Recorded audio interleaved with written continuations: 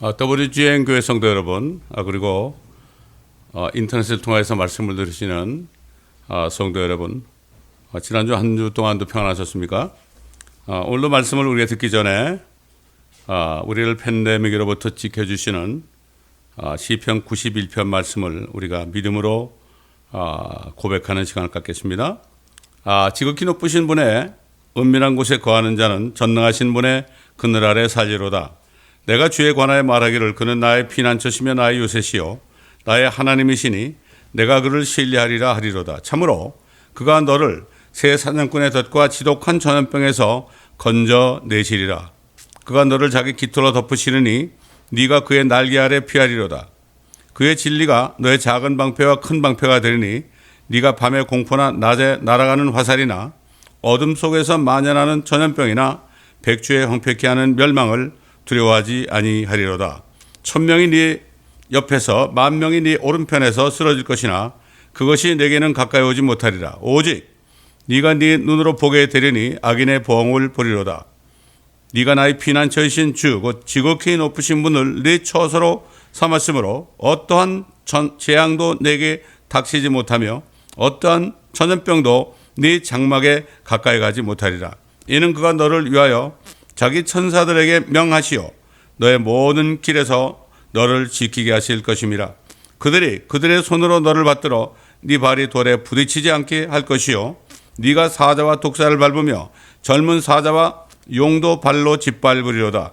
그가 나를 사랑하였으므로 내가 그를 구해낼 것이며 그가 나의 이름을 알았으므로 내가 그를 높이리라. 그가 나를 부르리니 내가 그에게 응답하리라. 고난 중에 내가 그와 함께 할 것이며 내가 그를 구해내고 그를 영화롭게 하리라. 내가 장수로 그를 만족케 하여 내 구원을 그에게 보이리라. 아멘. 오늘 우리에게 주신 본문 말씀은 요한복음입니다. 요한복음 14장입니다. 요한복음 14장 1절부터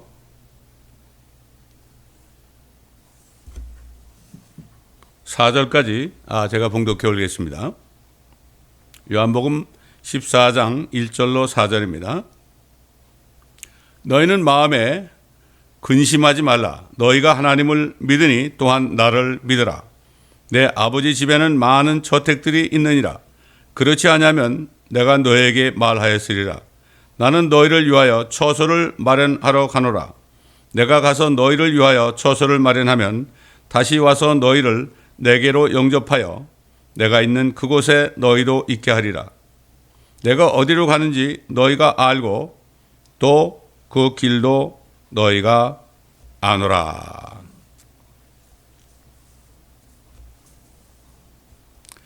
삼 년 반 동안 제자들에게 모세율법과 선지서들과 시편, 그러니까 구약 성경에 기록된 자신에 대한 그 말씀들을 가르쳤습니다.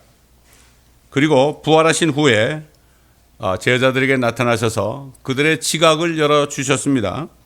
그리고 말씀을 깨닫게 하셨습니다. 누가복음 24장 44절로 45절에 이렇게 기록되어 있죠. 이런 것이 내가 너희와 함께 있을 때 말했던 바 모세의 율법과 선지서들과 시편에 나에 관하여 기록된 모든 것이 이루어져야 한다던 그 말이니라. 이렇게 말씀하시고 그때 그들의 지각을 열어 성경을 깨닫게 하시더라. 나도 마찬가지죠. 성령님께서 영적인 눈을 열어주지 않으면 하나님의 말씀을 깨달을 수가 없습니다. 자, 주님께서는 자신의 말씀에 예언된 대로 세상죄로에 죽으시기 전에 자신이 조만간 세상을 떠나 하는 것에 대해서 미리 말씀하셨죠. 제자들이 얼마나 걱정이 많았겠습니까? 주님과 함께 다닐 때는 아무 염려 없었는데 이제 떠나셔야 된다 그러니까 그들은 그때 이해를 할 수 없었죠. 그리고 근심하고 있었어요. 그때 말씀하시기를 주님께서는 그들을 위해서 처소를 예비하러 가신다. 그리고 처소를 예비하신 후에 다시 오셔가지고 그들을 하늘 처소로 데려가실 것이라고 지금 말씀하신 거죠. 그런데 제자들은 주님께서 말씀하신 그 아버지 집에 많은 저택들이 있다. 많은 저택들이 있다는 것을 알 수가 없었습니다. 얼마나 답답했겠습니까? 제자를 사랑하신 주님께서는 부활하신 후에 단모섬에 유배되어서 거기서 고난을 겪고 있는 사도 요한에게 나타나셨어요. 그래서 성령 안에서 사도 바울을 미래로 옮겼습니다. 하나님의 성령은 영원하시기 때문에 과거, 현재, 미래가 상관이 없죠. 그래가지고 주님께서 말씀하신 그 많은 저택에 있는 그 하나님 아버지의 집이 어떤 것인지 아주 자세하게 요한에게 보여주시고, 그 요한은 그것을 요한계시록에 자세하게 증거했습니다. 본 것을 증거했습니다. 그래서 그 아버지 집의 이름이 바로 새 예루살렘이다 하는 것, 이것을 보여주시고, 그 새 예루살렘이 하늘로부터 내려오는 것도 보여주시고, 또 하늘로 올라가는 것도 보여주셨습니다. 그래서 사도 요한은 그가 본 것들을 아주 상세하게 증거했습니다. 자, 제가 지금 말씀드리는 이 말씀이 바로 저와 여러분이 정말 거듭난 하나님의 자녀들이 하늘에 올라가서 영원히 주님과 함께 살 집입니다. 그렇기 때문에 이 살 집은 신부다. 결국 그 새 예루살렘 도성에 하나님의 자녀들, 그리스도의 신부가 들어가면 그것이 하나로 보이겠죠. 주님 볼 때는. 그러니까 주님이 볼 때는 그 새 예루살렘 도성이 자신의 신부로 보일 거예요. 그래서 요한계시록 21장 9절로 23절에 이렇게 기록되어 있어요. 여러분이 살 집이니까 잘 들어보시기 바랍니다.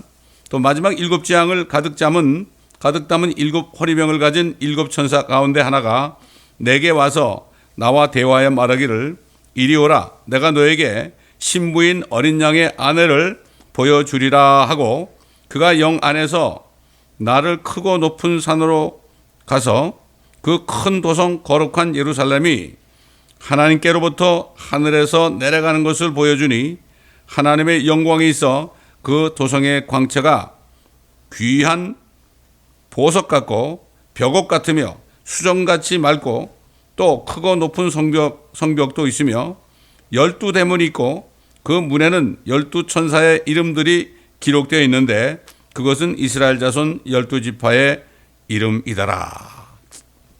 제가 어릴 때 초등학교 다닐 때, 교회 다닐 때 이런 노래를 배운 적이 있어요. 누가 그 진주문 들어갈까? 훗날에 훗날에 니녀 내녀 니녀 내녀. 저는 이것을 지금도 기억하고 있습니다. 그때만 해도 이 새 예루살렘에 대해서 가르쳤죠. 자, 계속 읽겠습니다.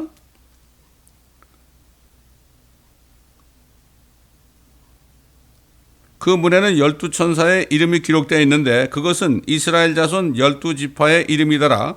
동편의 문이 3개, 북편의 문이 3개, 남편의 문이 3개, 서편의 문이 3개이며, 또 그 도성의 성벽에는 12기초석이 있는데 거기에는 어린 양의 12사도의 이름이 있더라. 나와 말하는 이는 그 도성과 그 문들과 그 성벽을 측량하려고 금 갈대를 가졌더라. 그 도성은 네모가 반듯하며 길이와 너비가 같더라. 그러므로 그가 갈대로 그 도성을 측량하니 12,000 스타디온이요. 한 스타디온이요, 이게 마일리지라면 8분의 1마일입니다. 이것을 12,000 스타디온을 마일로 계산하면요, 약 1,500마일 정도 됩니다. 1,500마일이면은 저기 플로리다에서 말이죠, 나이아가라까지, 또 그 다음에 왼쪽으로는 덴버까지, 이 정도 이르는 큰 도성입니다. 이게 가로 세로 높이가 다 1,500마일이에요. 이게 엄청나죠. 그때 되면 뭐 중력이 없으니까요. 그러니까 높이도 1,500마일이니까 이게 얼마나 크겠습니까? 자, 그래서 길이와 너비와 높이가 같더라. 또 그가 그 성벽을 측량하니 144 규빗이라. 이는 사람의 척도 곧 천사의 척도라. 그 성벽은 벽옥으로 지어졌고 그 도성은 순금으로 맑은 유리 같고, 이건 100% 24K가 아니죠. 순금으로 맑은 유리 같고, 도성의 성곽의 기초석은 각양 보석으로 단장되었으며, 자, 이 기초석이 보석입니다. 들어보시면 이 보석은 지금 여러분 보지 못한 게 많을 거예요. 첫째 기초석은 벽옥이요, 둘째는 사파이어, 셋째는 옥수, 넷째는 에메랄드이며 다섯째는 홍만호, 여섯째는 홍보석, 일곱째는 감남석, 여덟째는 녹보석, 아홉째는 황옥, 열째는 녹옥수, 열한째는 제신스, 열두째는 자수정이더라. 또 그 12대문은 12진주니 그 문들은 각각 한 개의 진주로 되어 있더라. 야, 여러분, 이렇게 큰 도성에 말이죠, 한 면에 문이 3개씩 12문이 있는데 그 문이 둥그런 문인데 진주 하나입니다. 진주 얼마나 크겠습니까? 뭐 진주로 뭐 장식들 많이 하고 다니는데요. 아, 이게 왜 진주문일까? 저는 생각을 해봤어요. 왜 진주문일까? 예루살렘 도성에, 새 예루살렘 도성에 사는, 도성에 있는 그 문이 왜 진주문일까? 생각해 보니까, 여러분, 진주라는 거는 그 조개 속에 여러 가지 뭐 돌멩이나 유리 조각이나 이런 것이 들어가면은 그 조개 살을 그냥 이렇게 찌르니까 계속해서 조개는 아픈 가운데 그 진액을 내게 돼 있죠. 계속 진액을 내면은 그 불순물 위에 그 진액이 쌓이고 동글동글하게 돼가지고 그것이 바로 진주가 되는 거죠. 이게 뭘까요? 하나님의 자녀들은 이 땅에 사는 동안에 엄청난 박해를 받고 있죠. 여러분 보세요. 지금 이북에 있는 성도들이 얼마나 박해를 받고 있어요. 중국에 있는 지하교 성도들이 얼마나 박해받고 있어요. 모슬렘에 있는 성도들, 뭐 이란이나 뭐 사우디라든가 이런 나라들, 불교권에 있는 사람들, 얼마나 저 아프리카에도 뭐 말이죠, 모슬렘권에 있는 사람들이 뭐 엄청나게 핍박을 받고 있죠. 그런 사람들 핍박 속에서도요, 그 기도하면서 몸부림치면서 기도하면서 정말 그 성령의 능력으로 사는 사람들이죠. 옛날에 그 이북에서 26년 동안을 정말 기도하면서 이 풀뿌리를 캐먹고 그 다음에 풀잎을 먹으면서 26년 동안을 견디면서 말이죠, 그냥 서가지고 막 몸을 흔들면서 어떤 기도하던 자매가 있었어요. 그 자매가 어떻게 하나님의 참 은혜로 중국으로 탈출하게 됐습니다. 26년 동안을 계속 몸부림치면서 기도했어요. 그럴 때 누가 와서 물었어요. 그때 무슨 기도를 했습니까? 그러면서 혹시 남북 통일을 위해서 기도했습니까? 그러니까 아니라고 그래요. 또 여러 가지를 물었는데 아니라고 그래요. 그러면 자매님은 무슨 기도를 했습니까? 그러니까 그 자매님 말이 말이죠, 내가 주님을 더 사랑하지 못한 것을 회개하는 마음으로 기도했다고. 여러분, 이게 믿어지십니까, 여러분? 지금 뭐 한국이나 미국이나 서방국가 편한 나라에 사는 사람들은 무슨 기도합니까? 대부분 요즘에 자기 유익을 위한 기도를 많이 하잖아요. 근데 이 사람들은 정말 내가 주님을 살아가지 못한 거. 그래서 옛날에 그 이북에 가서 어떤 선교사가 녹음을 해왔는데 말이죠. 녹음을 해왔는데 예배 드린 장면이 있어요. 뭐 몇 사람 안 되죠. 비밀리에 예배 드리는데 그때 그들이 부르는 찬송이 뭔가 하면은 내 구주 예수를 더욱 사랑, 엎드려 비는 말 이것일세. 이 찬송 여러분 아시죠? 그 찬송을 부르는 장면을 제가 본 적이 있습니다. 근데 그들이 나중에 들켜가지고요, 그들 모두가 목사님을 비롯해서 모두가 그 아스팔트 공사하는 그 롤라 있잖아요. 롤라로 완전히 오징어처럼 내가 죽었다고 그래요. 여러분, 그런 사람들이 얼마나 많은 그 정말 눈물을 흘리고 얼마나 많은 기도를 했겠습니까?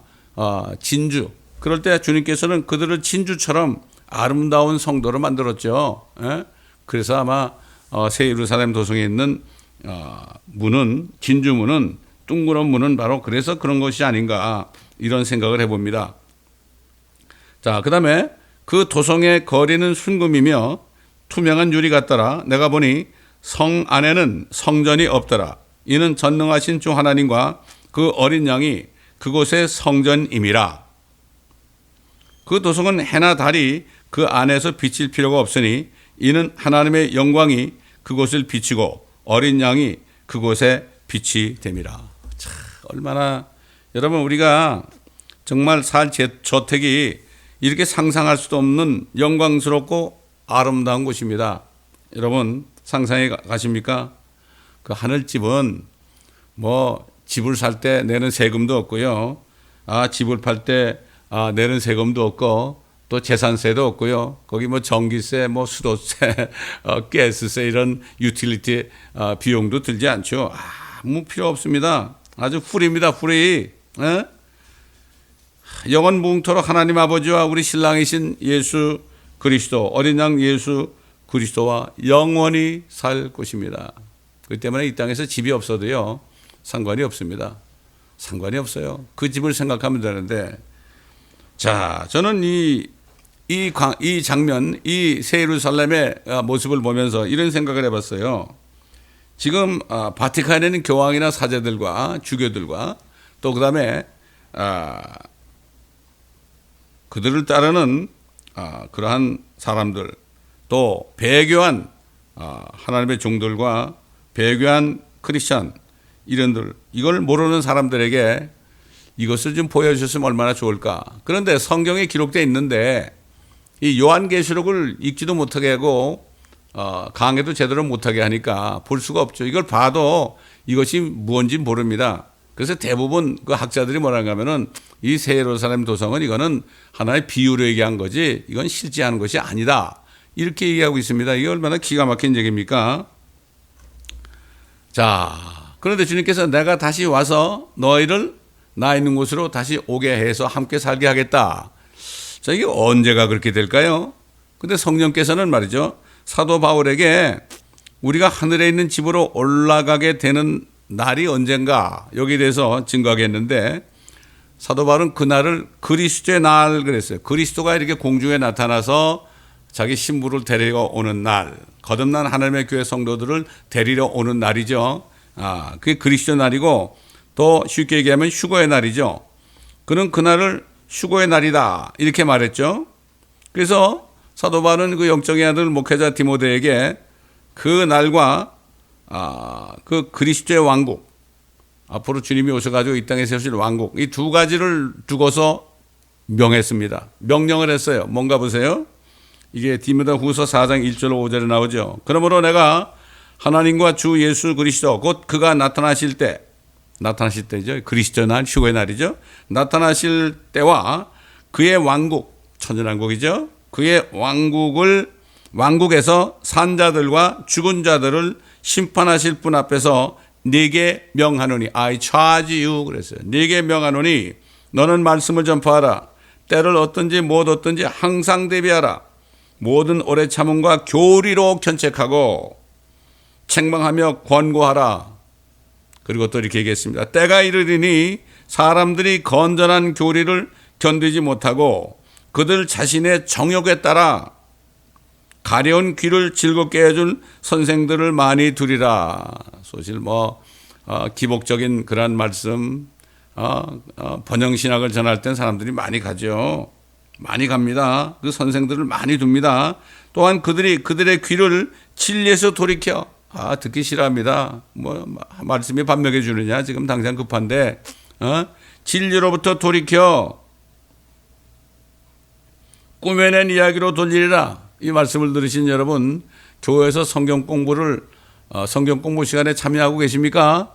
또 그 성경 공부를 얼마나 하고 있습니까? 그리고 여러분 교회에서 목사님들이 창세기부터 요한계시록까지 이 말씀들을 여러분에게 다 가르치셨습니까? 사람들이 별로 듣기 싫어합니다. 무슨 이벤트 같은 거 좋아하고요. 여러 가지 교제를 좋아하고요. 어떤 행사를 좋아하고요. 이렇게 하는데 하나님의 말씀을 가르치면은 별로 듣기 싫어하죠. 싫어하죠. 세상 공부 있잖아요. 이거 안 하면은 막 혼나니까 할 수 없이 가는데 교회에서 성경 공부해서 안 온다고 그래서 누가 뭐라 그럽니까? 강제로 못 오게 오라고 얘기 못 하잖아요. 여러분이 성경을 얼마나 공부하셨습니까? 한번 생각해 보시기 바랍니다. 그들의 귀를 진리에서 돌이켜 꾸며낸 이야기로 돌리리라. 성경 한 구절 읽고 사람 말 많이 하는 거 재미나죠? 예화 많이 들고요. 그거 좋아하죠? 얼마나 재미있습니까? 옛날 얘기 같은 거.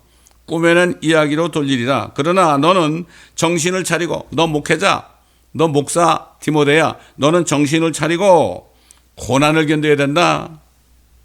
사람들이 듣든지 안 듣든지 너는 이 말씀을 전해야 된다. 말씀을 듣기 싫어서 교회를 다 떠날 할지라도 너는 끝까지 한 사람까지 한두 사람 남을 때까지 이 말씀은 전해야 된다. 고난을 견디며 전도자의 일을 하고 네 직무를 완수하라. 특별히 목회자들은요, 전도하는 일에 힘써야 됩니다. 목회자가 앞서서 전도해야 됩니다. 여러분, 예수님이 밖에 나가서 제자들 앞에 다니면서 그 예수님이 친히 전도하시는 거 제자들이 봤잖아요. 그러면 씨 뿌리는 비유라든가 이런 것들은 밖에 나가서 주님이 이렇게 씨를 뿌리면은 새들이 와서 먹는 걸 보고 씨를 뿌리니까 어떤 씨는 새들이 와서 먹었다. 길거리에 썰어진 거. 이렇게 주님이 가르친 거예요. 옛날에 어떤 교회 사람들하고 제가 큰 교회 사람들인데 저를 초청해가지고 멕시코에 1일 선교를 간 적이 있어요. 버스를 타고 말이죠. 가서 이제 거기 가서 기도하고 그리고 둘씩 짝을 지어서 보냈습니다. 그랬더니 그 젊은 아이들이 너무 기뻐서 돌아왔어요. 그게 오면서 버스 안에서 말이죠. 그 인도자 되시는 분이 그 간증을 시키는데 이 젊은 애들이 거의 뭐 이구동성으로 막 눈물을 흘리면서 뭐 우리가 제자 훈련 많이 받아봤지만 오늘 진짜 제자 훈련 받았네요. 제자 훈련이 뭡니까? 목회자들이 나가서 전도하는 거 같이 데리고 나서 전도하는 것을 보여주고 그들로 하여금 전도를 할 수 있게 해가지고 그 혼들 영혼을 말이죠. 하나님의 나라로 인도하는 걸 보여줘야 됩니다. 목회자들이. 예? 이렇게 해야 되는 거죠. 전도자의 일을 하고 내 직무를 완수하라 그랬습니다.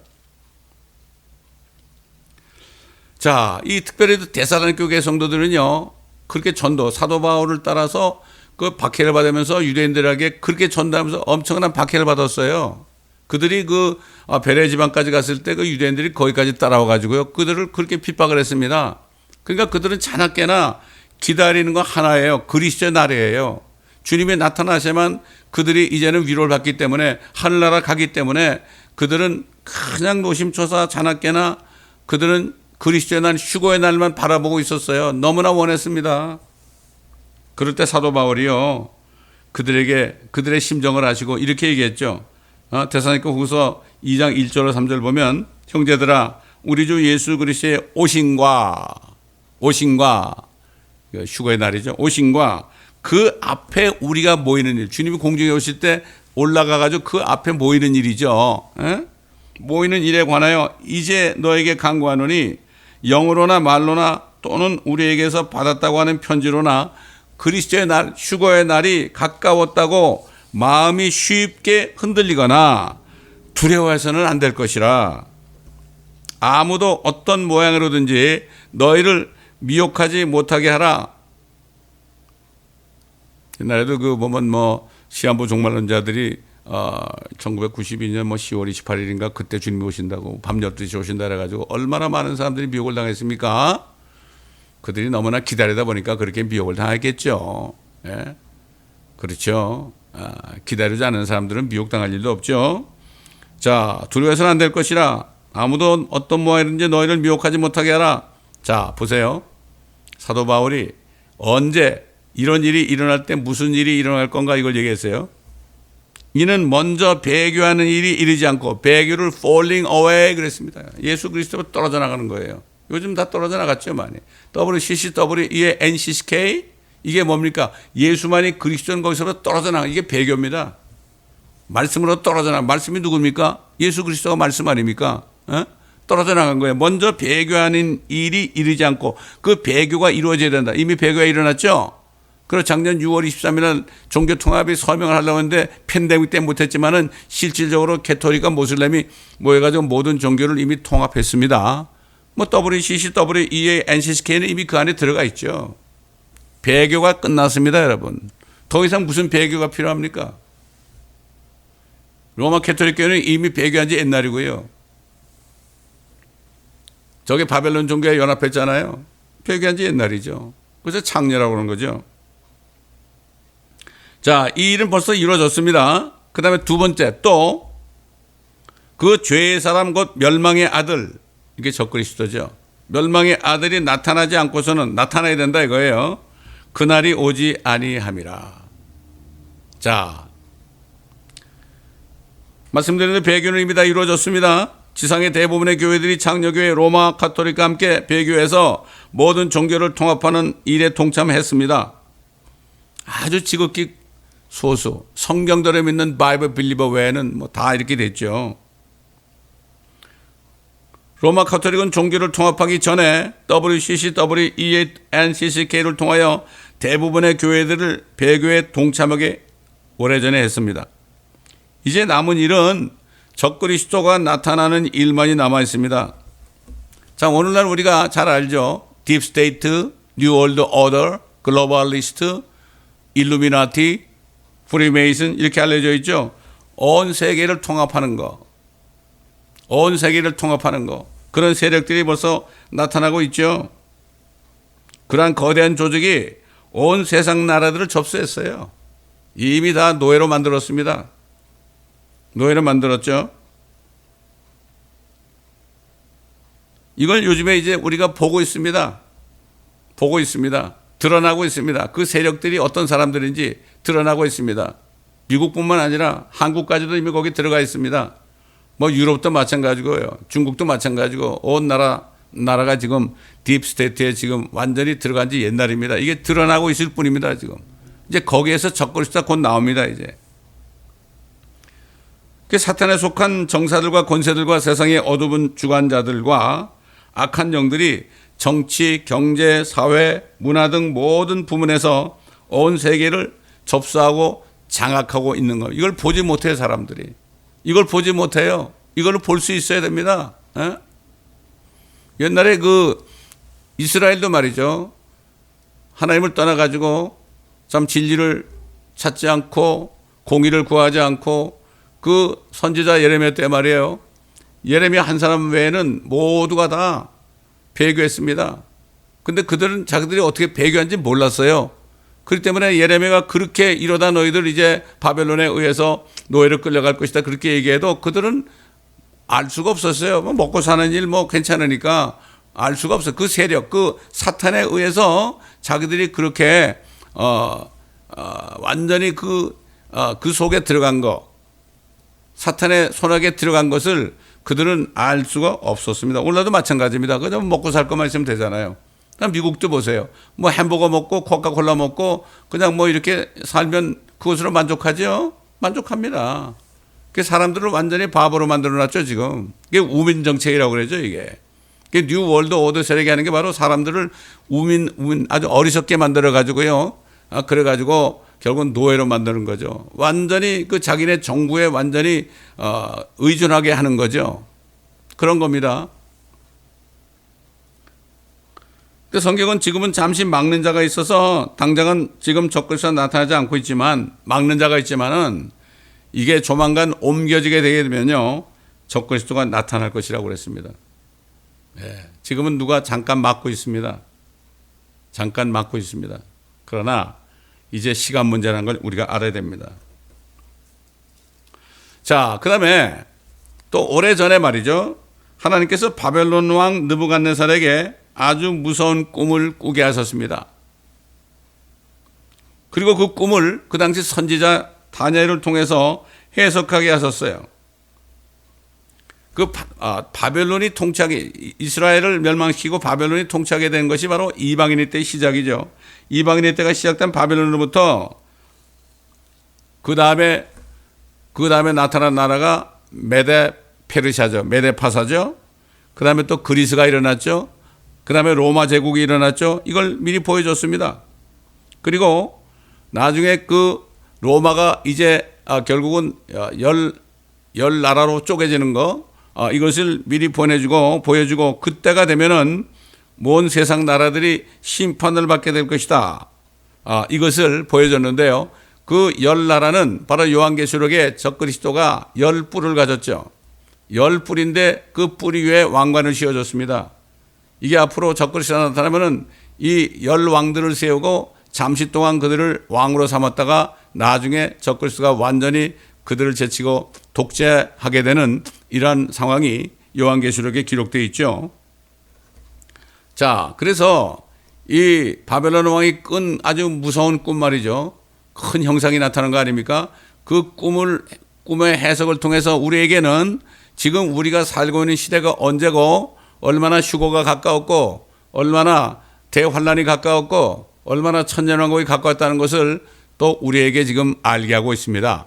자, 그 다니엘서를 보게 되면 다니엘서 2장의 말씀입니다. 2장의 말씀은 이렇게 기록되어 있죠. 꿈을 해석하는 장면입니다. 그 꿈은 이러하오며 우리가 그 해석을 왕 앞에서, 그게 바벨론 왕이 그때 온 세계를 통치하고 있었죠. 왕 앞에서 설명하리이다. 오 왕이여, 왕은 왕중의 왕이시라. 하늘의 하나님께서 왕께 왕국과 권세와 능력과 영광을 주셨나이다. 하나님이 주신 거죠. 줘가지고 이스라엘 백성들을 연단하기 위해서 말이죠.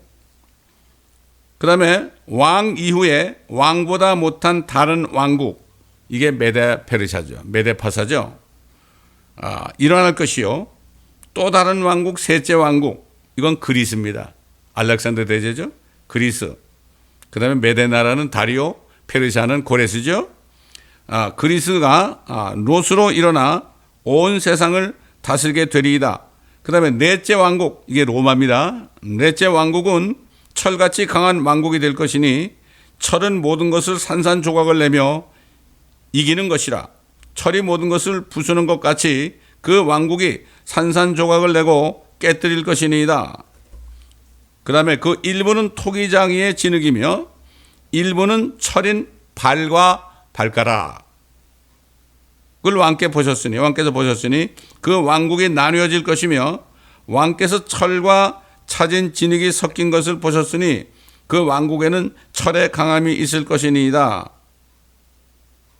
또한 그 발가락의 일부는 철이요 일부는 진흙이므로 그 왕국이 부분적으로 부서질 것이니이다. 지금 뭐 그렇지 않아요. 지금 모든 나라들이 지금 뭐 로마가 다 나눠져 가지고 된 거 아닙니까? 그런데 일부는 강한 나라, 일부는 약한 나라, 이 우리 앞에 있습니다. 유럽을 보세요. 미국을 보세요. 온 나라 보세요. 이제 적그리스도가 통합하게 되면은 결국 그 열 나라가 열 발가락 시대가 되는 거죠. 이게 우리 눈앞에 있습니다. 지금 로마는 이미 망했죠. 자, 그다음에 보세요. 이들 왕들의 때, 그 열왕, 이들 왕들의 때에, 그러니까 적그리스도가 이제 열 왕국을 통치하는 그 왕국, 그렇죠. 대환란 때죠. 이들 왕국의 때에 하늘의 하나님께서 결코 멸망하지 않는 한 왕국, 이게 천년왕국이죠. 세우시는. 이미 대환란이 들어가기 전에 이미 하나님의 자녀들은 휴거된 후입니다. 이걸 알아야 됩니다. 그 왕국은 다른 백성에게 넘겨지지 않을 것이요. 도리어 그 왕국이 이 모든 왕국들을 쳐 부수고 멸하여 영원히 설 것이니이다. 이제 예수님이 세우시는 왕국은요, 영원한 왕국입니다. 정말로 이 세상을 보게 되면은 예수님이 오셔서, 예수 그리스도가 오셔서 모든 세상 나라들, 유엔을 다 타파해버리고요. 모든 세상 나라들을 다 심판하시고, 이 땅을 깨끗하게 하신 후에 주님이 정치, 경제, 문화 이것들을 다 통합하시고요. 참 의의 왕, 화평의 왕이 통치하게 될 때 이 왕국은 아무도 멸망시킬 수가 없습니다. 영원 무궁한 왕국이죠. 예. 자, 그 다음에 뭐란가 하면은 이 왕국들을 쳐부수고 멸하여 영원히 설 것이니이다.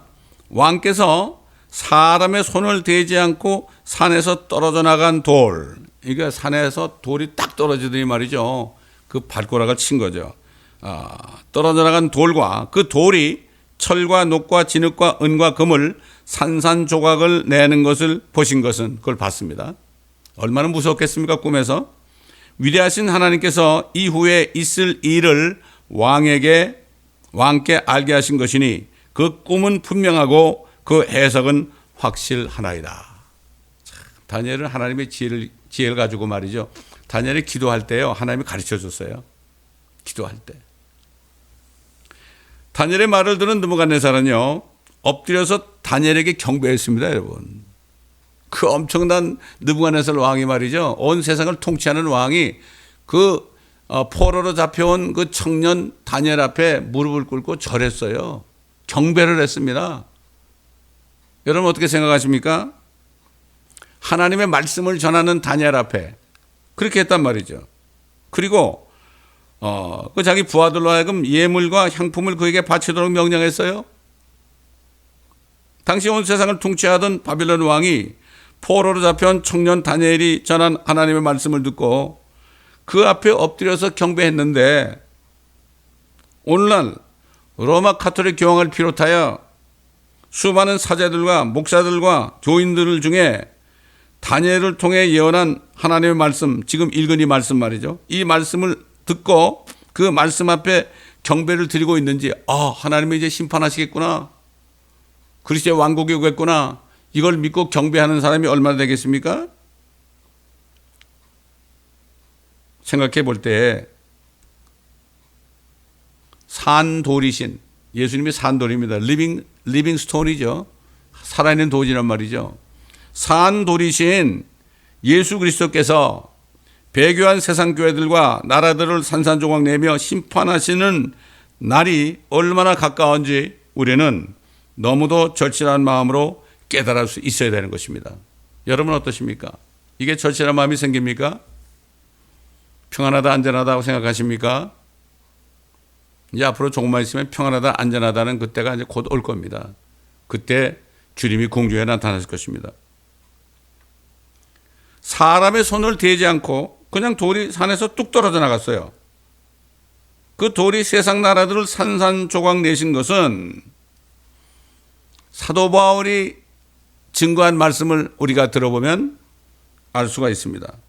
그래서 산돌이신 예수 그리스도께서 산돌들로서 산돌이신 예수 그리스도와 한 몸을 이루는 하나님의 자녀들, 교회 지체들이 휴거됐다가 그와 함께 내려와서 세상을 심판하는 장면을 우리가 여기서 볼 수가 있습니다.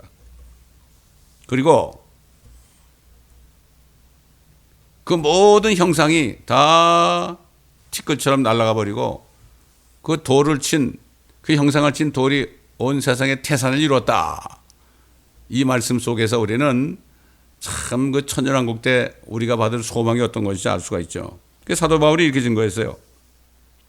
베드로전서 2장 4절 5절 보면, 사람들로부터는 정령 버림을 받았으나 하나님께는 택하심을 받은 귀중한 산돌이신 그분께 나와서 너희도 산돌로서 영적인 집으로 지어지고 예수 그리스도로 인하여 하나님께서 기뻐하실 영적인 제물들을 드리는 거룩한 제사장이 되느니라. 살아있는 돌, 거듭난 그리스도인들은 산돌입니다. 주님이 진짜 원래 산돌이죠. 그분이 우리의 머리십니다.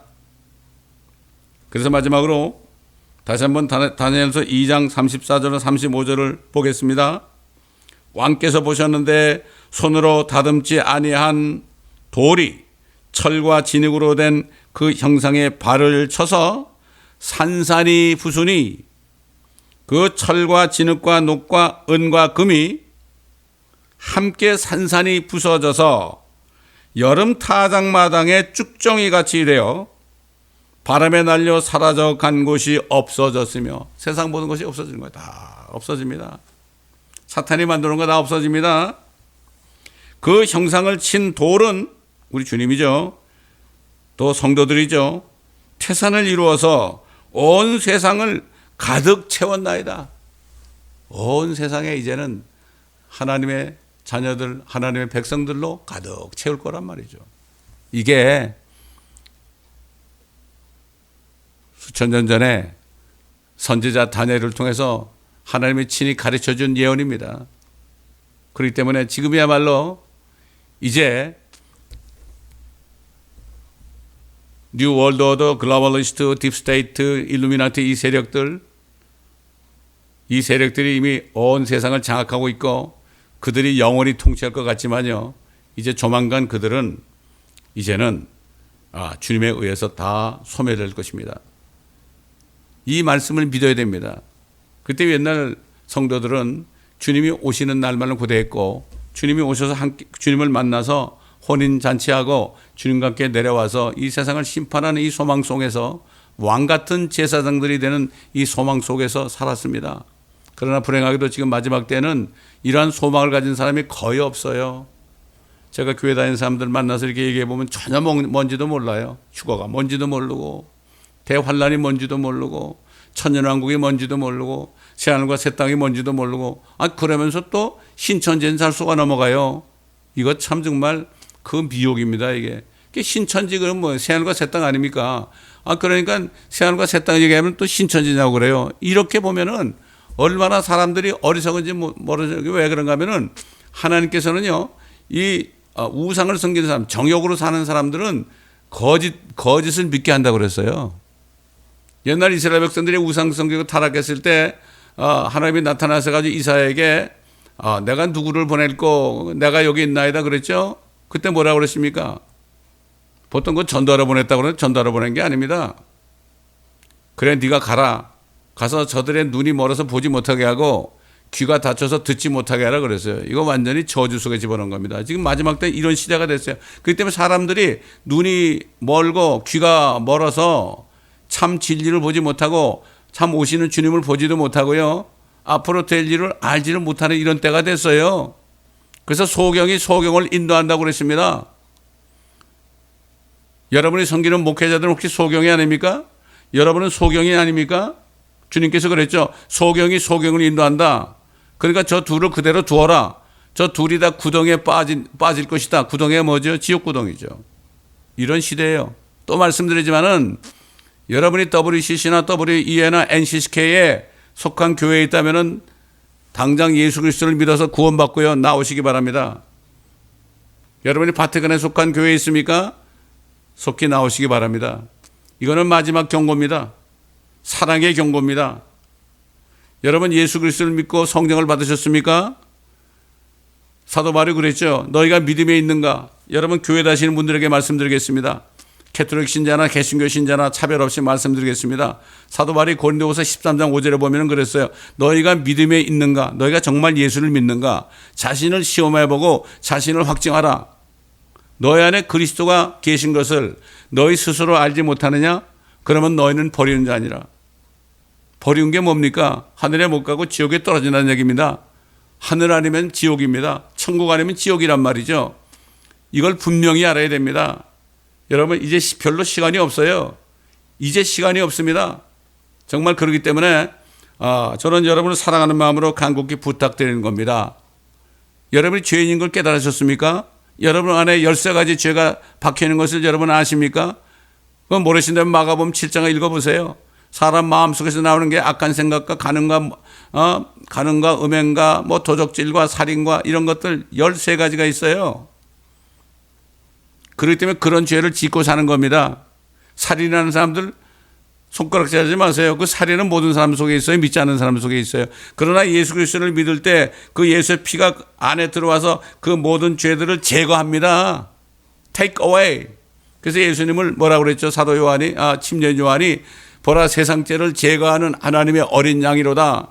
여러분이 예수 그리스도를 믿기만 하면 그분은 세상 여러분 안에 있는 죄를 제거합니다. 율법 시대에는 죄를 지어서 자기 대신 죽을 희생제물을 가져가면 그 피를 흘려가지고 피를 뿌리면 자기가 지은 육신적인 죄만 용서받지만요. 그 안에 이 양심 속에 있는 죄는 용서받지 못해요. 그래서 그들은 죽어서 하늘도 못 가고 지옥도 안 가고 그리고 그들은 아브라함의 품에 지하에 있다가 주님이 피 흘려서 죽으시고 부활하실 때 그들이 마침내 일어나서 그들이 하늘로 올라간 겁니다. 여러분 알기 원하시면 마태복음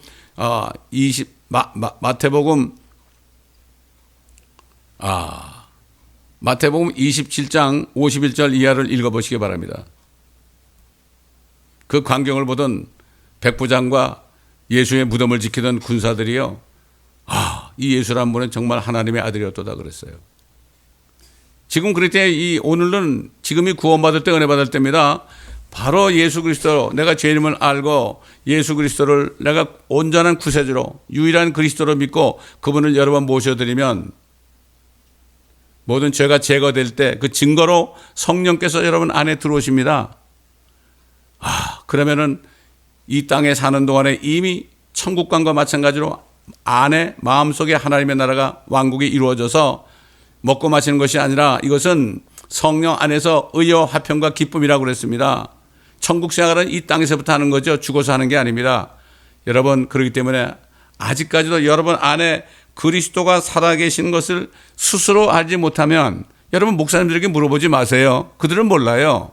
여러분이 스스로 알아야 돼요. 그게 확실하지 않으면 긴가민가 하시면 지금 미루지 말고 지금 나는 죄인입니다.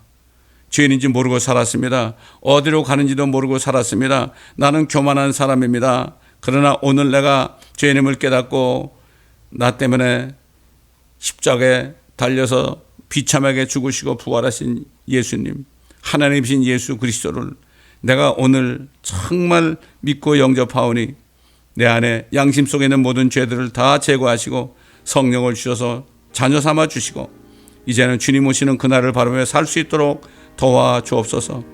앞으로 임할 때 환난 거기 들어가지 않고 휴거될 수 있는 축복을 누리게 하옵소서. 그리고 또한 천년왕국 때도 주님과 함께 통치하는 이러한 권세를 허락하여 주옵소서.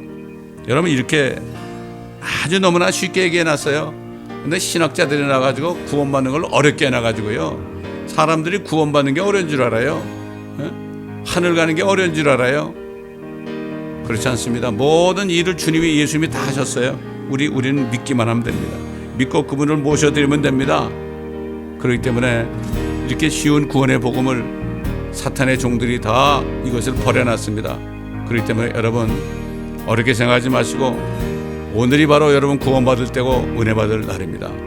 그러므로 이렇게 여러분이 주님을 모시고 오늘 영원한 생명을 받으시고 휴거의 소망을 바라보며 사시는 한 분 한 분이 되시기를 예수 그리스도의 이름으로 축원합니다. 기도하겠습니다. 감사합니다. 아버지 하나님, 오늘도 말씀을 듣고 지각이 열려서 깨달으신 분들 축복하시고 더 잘 몰랐지만 오늘 주님을 처음으로 영접하신 분들도 주님이 축복하시고 아버지 하나님 정말 하나님의 왕국에 들어가 아버지 하나님 이 땅에 사는 동안에 주님과 함께 동행하다가 옛날 에녹처럼 동행하다가 주님이 올라오라 할 때 주님을 맞이하는 축복된 한 분 한 분이 될 수 있도록 주님 인도하여 주옵소서. 감사하며 우리 주 예수 그리스도의 이름으로 기도드리나이다.